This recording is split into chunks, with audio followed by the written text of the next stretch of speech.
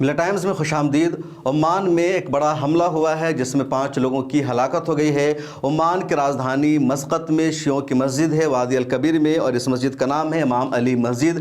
یہاں محرم کا جلوس نکل رہا تھا، جلوس کے دوران ہی فائرنگ ہو جاتی ہے، حملہ ہوتا ہے، اور یہ بڑا طاقتور حملہ تھا جس میں 5 لوگوں کی ہلاکت ہو جاتی ہے، کافی لوگ زخمی ہیں۔ عمان کی جو پولیس ہے اس نے ان حملہ آوروں کا مقابلہ کرنے کی کوشش کی لیکن پولیس ناکام رہی۔ حملہ کو عمان رویل پولیس نہیں روک سکی اور 5 سے زیادہ لوگ ہلاک ہو گئے ہیں۔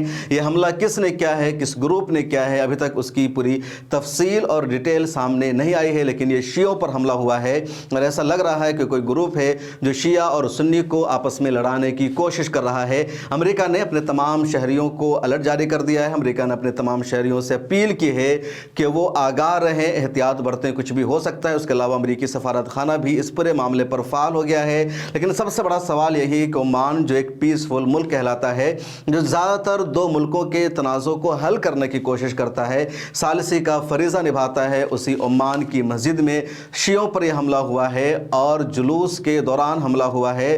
DW کی رپورٹ کے مطابق جب حملہ ہوا تو وہاں جو لوگ جلوس میں تھے وہ اپنی جان بچا کر بھاگ رہے تھے اور یا حسین اپنی زبانوں سے کہہ رہے تھے۔ تو عمان کی راجدھانی مسقط کے وادی الکبیر میں یہ حملہ ہوا ہے اور حملہ کو ذرا برابر بھی جسٹیفائی نہیں کیا جا سکتا ہے۔ یہ حملہ کس گروپ نے کیا، کیسے کیا، اس کے پیچھے کون ہے، کیا سازش ہے، ابھی تک اس کی ڈیٹیل سامنے نہیں آ سکی ہے۔ اس ویڈیو میں اتنا ہی۔ ملا ٹائمز کے ساتھ جڑے رہیے اور سوشل میڈیا کے سبھی پلیٹ فارم پر ہمیں فالو کر لیجئے۔